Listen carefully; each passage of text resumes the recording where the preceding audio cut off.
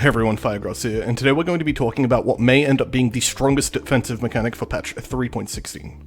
Okay, so GGG just released the file containing all of the new masteries, and while there are a lot of cool ideas that may lead to other videos, there is one idea that I absolutely had to make a video about as soon as possible because it's probably the craziest thing included in all the masteries. One of the new armor masteries reads, reflect physical damage equal to 500% of physical damage prevented when hit. On its own, that's a pretty harmless line, and it doesn't have very many implications, except I immediately thought of Crown of the Pale King. Now this is a pretty old unique item, and most of you probably forgot about it. I didn't. So let's ignore everything else on this and only read what's in the red box.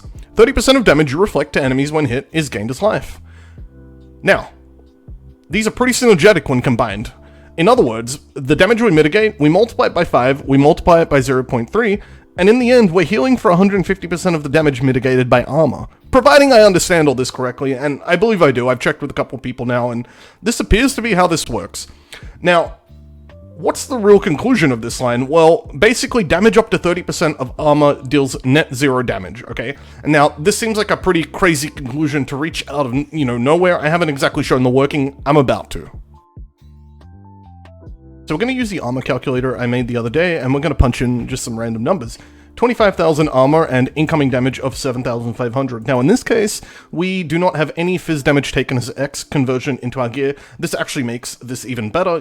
This is really great for armor, but we're going to assume we have 0 here. We're going to be as charitable as possible to these calculations. Okay, so having this much armor and taking 7,500 damage results in 3,000 damage being mitigated, and we take 4,500 damage. Now remember, we're healing back 150% of the damage we're mitigating.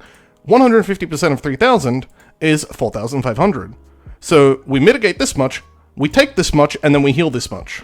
In other words, as long as you survive this amount of damage, you take no damage. So some of you probably think that 25,000 armor is a stretch and kind of unobtainable, and it turns out it's not. So I looked into this just for the sake of figuring out exactly how hard it is to reach.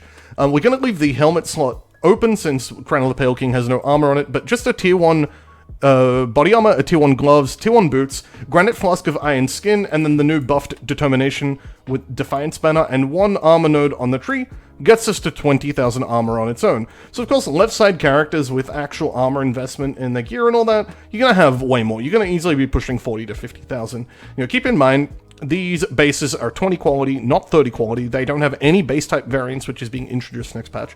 And they also have no prefixes. You can have up to triple prefixes, which massively buffs the amount of armor you're getting from these items. So there's a lot of room to improve those. Now, the other thing is, this is just a regular granite flask of iron skin. You can get a pretty decent duration on this and pretty much permanent uptime with certain prefixes and setups. But if you're running Mage Blood, well, this is the granite flask of iron skin that you're going to be running. That's easily 31,000 armor without any other investment on the tree. And while you may require 191 strength here, if you are running Mage Blood, you're cupping all your reses anyway, so you can use all of your suffixes and all your items to just run strength, and then use Harvest to craft your sockets.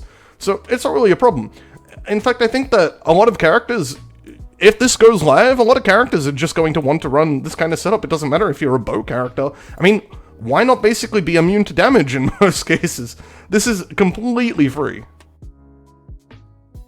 I just wanted to drive home how insane this is. Let's say you do make it to 40,000 armor and you have Mage Blood, so you have the 40% reduced fire damage, you have a body armor mod with 15% phys damage taken as fire. Well, you can survive a hit of 13,500 damage at this point and take no damage. Again, you have to be able to take this amount of damage in order to take no damage. Otherwise, you take the damage and then you die rather than healing it back up. Since I believe the way it seems to work is that you're going to take the damage and then heal back that amount immediately after, but it doesn't seem to happen. I can't see any reason as to why that calculation would occur at the same time. It seems sequential. So if you can't tank this amount of damage, the amount in bold, you're going to die, right? That's just it. But providing you can tank it, you then don't take any damage at all.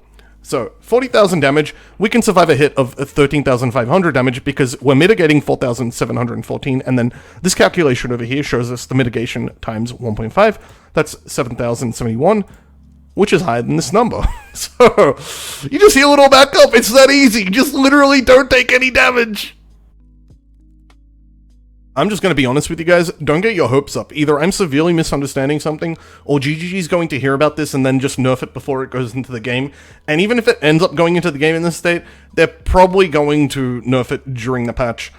This is really, really low value investment for a lot of defenses, and as you saw on that little demonstration with the POE profile, it's only going to take like 16 points for a ranger, presumably, to hit a armor mastery. I mean, with the changed up tree, it may take a little more or something, but even at that point, with how much defenses you're getting out of doing this, and how easy it is to set up, it'd probably be worth just planning your build around trying to hit a single armor mastery as easily as possible, because the results are going to be insane, and you're going to be able to skip defenses pretty much everywhere else and just only invest into life at that point, since this is just going to mitigate all the physical damage you're taking, and, you know, elemental resistance already does a good job of mitigating elemental damage, providing you have a decent life pool.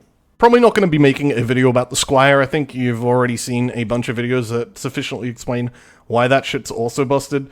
It's not as busted as this, though. This is a whole different other level. So, yeah, I hope you liked the video. If you did, give me a like, comment, and subscribe, and I'll see you guys in the next one.